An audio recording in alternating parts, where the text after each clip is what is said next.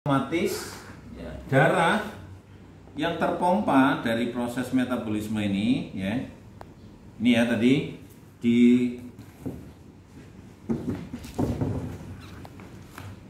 darah yang kaya oksigen ini masuk ya ke pembuluh kapiler yang menuju ke organ, ke otot dan sebagainya gitu ya, ke bagian tubuh kita. Kemudian terjadi pertukaran di sini ya. Oksigen dan nutrisi akan diserap oleh sel. Kemudian zat sisanya ya, zat sisanya ini akan dialirkan melalui ini pembuluh apa ini? Vena ya. Ini kaya akan CO2. Ini akan dipompa lagi masuk ke jantung. Ya, akan bergerak masuk ke jantung ya. Dari jantung ini akan dipompa menuju ke paru-paru. Nah, pada kondisi paru-paru yang kencang, karena tadi rongga dadanya kencang bagian atas, otomatis darah ini tidak bisa teralir sempurna ke sini, CO2-nya nggak bisa keluar. Karena satu-satu jalan untuk keluarnya CO2, karbon dioksida ini memang dari proses pernafasan ya. Tadi proses pernafasan ini O2 masuk, CO2 keluar ya. Nah, kalau darah kotor ini tidak bisa terpompa sempurna ya, ini tadi kita bicara di alveolus ini kan ada proses difusi oksigen ya, kemudian CO2 juga masuk ke alveolus, dipompa keluar. Kalau ini kencang, otomatis ini juga tidak bisa terjadi dengan baik. Ada O2 masuknya banyak, CO2 keluar tidak sempurna, maka dia masuk kembali ke aliran darah ya. Jadi CO2 tidak bisa dipompa sempurna oleh tubuh. Nanti kita bicara kekencengan, berarti ada diafragma juga nggak bisa dorong sempurna, karena untuk pergerakan paru-paru itu ada otot diafragma. Saat kita narik, ini otot diafragma akan turun, datar. Kemudian saat menghembus, otot diafragma akan dorong CO2 keluar. Nah, kalau CO2 tidak keluar sempurna, maka dia menumpuk di aliran darah, masuk lagi ke sini, aliran darah ke seluruh tubuh. Maka kadar CO2 di dalam darah ketika sudah melewati ambang batas aman, tubuh itu akan mengeluarkan melalui pori-pori kita. Nih, melalui ini. Jadi tubuh akan mengirim sinyal ke kulit gatal. Maka refleks kita akan garuk. Begitu garuk, luka. Ya kan? Setelah luka, CO2 keluar, tetapi meninggalkan luka di kulit. Contoh di kasus eksim, ya, eksim di lipatan-lipatan ini ya, di ankle, di kaki, karena ini memang titik-titik paling bawah, dipengaruhi oleh gravitasi, otomatis darah yang terlalu asam itu dia akan numpuk di bawah. Ketika sudah lewati ambang batas tadi aman, otomatis tubuh akan mengirim sinyal ke kulit gatal ya, sehingga kita garuk, CO2 keluar, tapi kulit sudah terjadi luka. Nah, ini juga sistem pertahanan tubuh ya, otomatis tubuh untuk mengeluarkan ini CO2. Nah, nanti ada yang sifatnya kalau kayak tipe-tipe psoriasis gitu ya, ruam-ruam merah di kulit, itu juga sama ya. Proses tubuh bagaimana merenggangkan pori-pori ya, supaya CO2 bisa keluar. Tapi tadi kompensasinya adalah kulit itu jadi rusak. Ini karena CO2 seharusnya keluar melewati paru-paru ya di proses pernapasan, tapi dia tidak bisa terpompa sempurna karena kondisi paru-parunya kencang. Maka ini masuk lagi ke darah. Maka istilah kita ada istilah darah kotor gitu ya. Ini karena tadi terlalu banyak kadar CO2-nya dalam darah. Nah, bicara tadi gejala mungkin bersin-bersin, sinusitis ya, sinusnya membengkak, atau sepelenya ya hidung sumbat gitu kan. Ya, ini bicaranya terkait sistem saraf di area tulang belakang. Kita tahu kalau bicara anatomi tulang belakang, ada saraf yang menuju ke organ-organ hidung, telinga, gitu ya. Kemudian mata. Ini terjadi ada sistem saraf yang melewati di ruas 1-2 ya, di area leher. Kalau area leher ini terganggu, posisinya ruasnya berubah, otomatis sistem saraf ke area tersebut juga bermasalah. Maka tadi sinusnya jadi membesar, ya. Kemudian produksi lendir berlebih. Orang kadang ada yang merasa kayak ada aliran lendir ya di area hidung, abses. Ini juga karena sistem saraf di area belakang, area tulang belakang. Kembali tadi ke bentuk tulang belakang utamanya. Ini semuanya muaranya dari sini. Jadi kondisi tulang belakang akan mempengaruhi sistem saraf, akan mempengaruhi organ-organ tersebut, ya, kinerja organ, sehingga muncul masalah-masalah terutama di area pernapasan. Ya, sampai dengan kita bicara nanti di laring, ya, di laringnya, di pita suaranya, ya, di bronkusnya, kok bisa bermasalah? Karena tadi tulang belakangnya. Saya pernah ketemu kasus orang yang nggak bisa bernafas lewat hidung ya, lewat hidung, bahkan dia batuk juga nggak bisa. Ini dibolongin di sini, ya. Di salurannya dibolongin. Nanti nggak bisa ke atas, nggak bisa batuk. Oh, begitu batuk ya keluar lendirnya dari sini, sudah bolong di sini.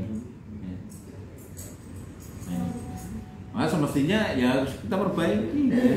Perbaiki organ area tulang belakang area leher ya, supaya sistem saraf ke area ini berjalan dengan baik, otomatis dia akan berfungsi lagi. Kemarin saya di Bukit Tinggi juga sama ya, ada orang yang hanya nafasnya melalui mulut, dia nggak bisa bernafas lewat hidung, mulut pun pendek-pendek nafasnya, sedikit sekali.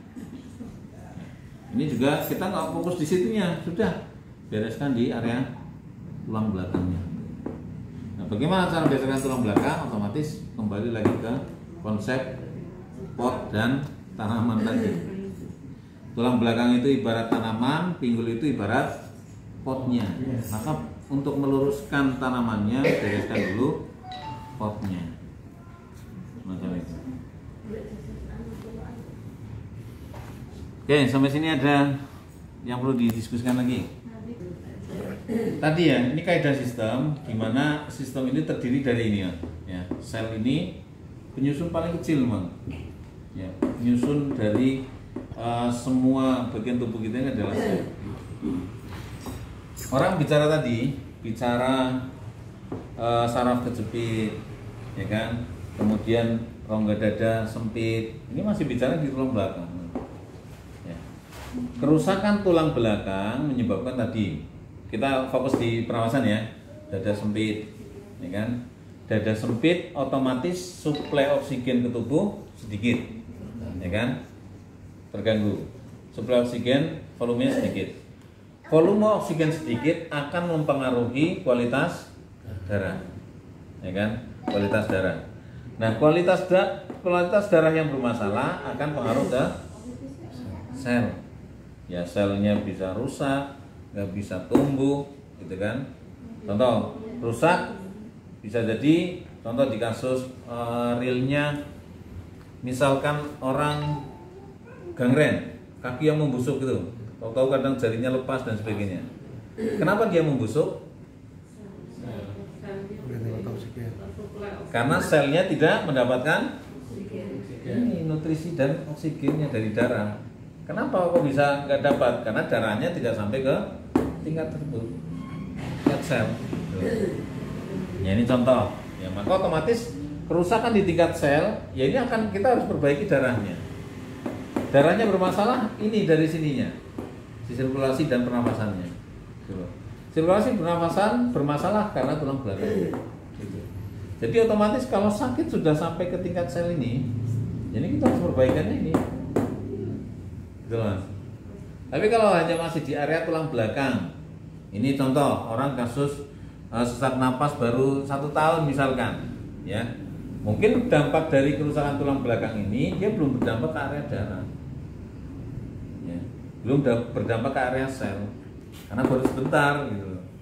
Tapi kalau sudah sekian lama, ya kan, tulang belakangnya bermasalah, sistem sirkulasi darah dan pernafasan bermasalah, darahnya bermasalah, harus banyak sel yang sudah rusak. Gitu. Maka ya dia akan lebih, kalau di kasus diabetes, ya kan, diabetes dia sudah tingkat selnya sudah tidak bisa menyerap cairan, kita minum, ya, cairan tidak bisa keserap, otomatis dia cuma lewat, maka orang diabetes selalu geser, karena cairan yang diminum hanya cuma lewat saja, nggak bisa diserap oleh sel, karena sel tidak punya kemampuan untuk menyerap. Ini permasalahan di sel. Ya, satu sisi minum banyak, tapi di sisi lain tubuh kekurangan cairan karena tidak bisa, selnya tidak bisa menyerap. Itu di kasus diabetes. Maka kasus diabetes ya cenderung ini lebih lama untuk proses perbaikannya. Karena kita harus memperbaiki sirkulasi darahnya, pernapasannya, kualitas darahnya, sampai dengan kualitas selnya. Gitu Mas. Karena ada yang nggak pusing soalnya. Ya. Karena masakan. Oh, Mas Rama kopi ini. Iya. Masya Allah. Gua liwat apa? Ini harus dicoba ini berarti makan siang kita.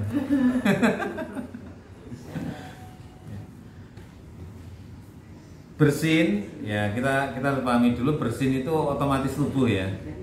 Otomatis tubuh ketika ada respon terhadap tubuh itu bisa bersifat ya tadi virus, bakteri gitu ya, atau rangsangan tertentu yang menyebabkan tubuh ini akan bereaksi. Bersin bagus ya, tapi kalau bersin terus ya nggak bagus berarti kan. Coba kita punya mobil, gitu kan? Saat mundur misalkan, mundur itu sudah mendekati objek tertentu dia kan bunyi kan, ini gitu. Tapi ini alarmnya kok bunyi terus, berarti kan masalah. Ya, artinya terlalu sensitif dan sebagainya. Ya kalau sifatnya masakan yang sekedarnya saja kok dia bersin, nah ini sudah masalah. Tapi kalau sudah goreng cabai gitu kan, sudah ini rangsangannya kuat sekali, otomatis kita normal lah itu. Karena itu masuk ke tubuh, kemudian tubuh membaca ini suatu masalah, maka harus didorong keluar. Begitu. Begitu juga debu. Orang kena debu bersin gitu kan. Memang debu ini adalah satu pemicu di mana itu benda asing yang masuk ke tubuh, gitu kan. Nah, tapi pada orang-orang yang tadi sensitivitas sarafnya di area hidung terlalu tinggi, otomatis dia akan bersin-bersin terus, akan batuk-batuk terus, bahkan kadang sampai nafas jadi sesak. Gitu. Jadi tadi sensor tubuh kita itu terlalu sensitif gitu, terlalu peka. Peka bagus, tapi terlalu peka juga masalah. Gitu, Haji. Maka termasuk reaksi alergi kan masing-masing ya, ada yang bersin, ada yang batuk, gitu kan. Itu sebenarnya semua itu adalah otomatis tubuh. Sistem tubuh itu akan mengeluarkan otomatis tadi, ya. Tapi kalau otomatisnya itu kok aktif terus, ya berarti ini ada masalah di sistemnya. Gitu.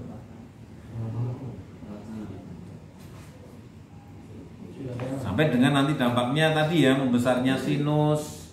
Itu bukan masalah sinusnya, karena tadi terjadi ketegangan, kemudian nanti kita bicara getah bening dan sebagainya, tidak bisa mengalir karena kencang, otomatis dia akan membesar. Paru-paru yang pernah kita dengar kasus paru-paru yang terendam cairan, ya kan? Ini karena kondisi di area rongga dada ini bermasalah. ada himpitan tekanan ke area rongga paru-paru ya, ke area organ paru-paru, sehingga paru-paru tubuh itu akan melindungi paru-paru supaya tidak rusak dengan cara mengirim cairan berlebih ke area tersebut. Maka otomatis paru-paru jadi bahasanya terendam, tenggelam gitu ya. Padahal itu pertahanan tubuh supaya jaringan paru-paru tidak rusak. Contohlah kalau kita terkilir bengkak kan? Bengkak. Karena itu otomatis tubuh akan mengirim cairan berlebih ke area tersebut untuk melindungi jaringan supaya tidak rusak. Karena sudah ada pergeseran di situ. Maka begitu pergeseran itu kita betulkan, ya bengkaknya hilang. Tapi kalau pergeseran ini dibetulkan, bengkaknya lama. Karena tubuh membaca, oh ini ada yang tadi bermasalah, ada gesekan dan sebagainya. Maka dikirim cairan untuk melindungi. Contoh kram otot, ya kan? Kram itu otomatis tubuh. Ketika otot sudah digunakan overuse, ya kan, sudah melebihi batas kemampuannya, maka di stop sama tubuh. Hentikan, kunci dengan cara tubuh mengeluarkan asam laktat. Ya, akhirnya otot terkunci. Itu untuk melindungi karena kalau dipakai terus otomatis otot jadi rusak. Nah, sekarang kejadiannya kram, orang duduk saja kram, ya kan? Tidur saja kram. Ya ini masalah gitu loh. Kalau misalkan naik gunung seharian dari pagi sampai malam kram, ya itu wajar. Main bola seharian gitu kan, sampai kram itu wajar. Lah ini kok tidur kok kram gitu loh. Ya. Berarti kondisi ototnya memang di posisi santai saja, otot itu sudah ketarik kencang gitu. Sehingga tubuh akan menyelamatkan jaringannya dengan cara tadi mengirim asam laktat, otot dikunci.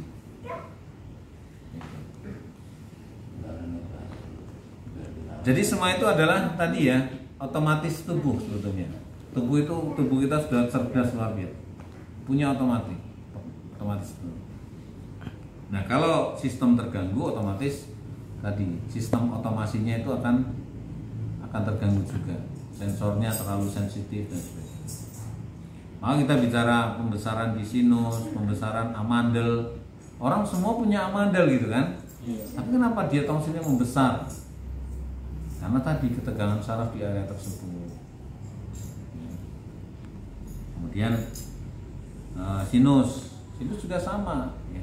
Dibiarkan saraf menegang terlalu sensitif, maka dia akan membesar karena tadi terjadi stagnasi cairan-cairan tubuh, baik itu getah bening ya maupun cairan-cairan lain itu akan stagnan di situ. Ya. Belum lagi nanti masuk ke faktor hormonal teman-teman ya. Begitu tadi kan kita bahas ada faktor mental di sini ya. Nah, di sini dua faktor ini juga menentukan. Ya. Orang sudah kenceng, ya, melintir, gitu kan. Kemudian terjadi tumpukan lendir, oksigennya masuk sedikit, tambah dia takut, khawatir, cemas, panik, otot makin kencang. Begitu nafas sedikit, panik, jantung berdetak kencang. Nah, ini kasus-kasus terjadi di orang yang GERD sudah parah, gitu kan? Dia sudah masuk ke ketakutan berlebih, ya, disebut di non-pas dengan istilah anxiety. Karena tadi sudah orang kalau tadi sedih, takut, khawatir, itu hormon yang terproduksi juga hormon-hormon negatif, semuanya negatif. Ini juga akan mempengaruhi ke sistem, termasuk kita ya. Kalau nerapi orang yang dia sudah tidak punya semangat untuk sembuh, gimana coba? Iya. Maka harus kita bangun dari ini, dua konsep ini dulu, ya. Konsep tadi petunjuk, hidayah, atau tadi kekufuran, orang yang disesatkan. Ya. Maka kita harus kembalikan ke akidahnya dulu, kita luruskan. Sakit itu dari Allah, gitu kan?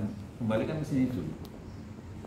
Itu aja. Kadang kalau dapat, ya itu 80% penyakit sudah sembuh gitu ya. Maka ini penting. Jadi selain faktor tadi dari sistem sendiri, ini faktor dari mentalitas, ya, ini juga harus kita bangun.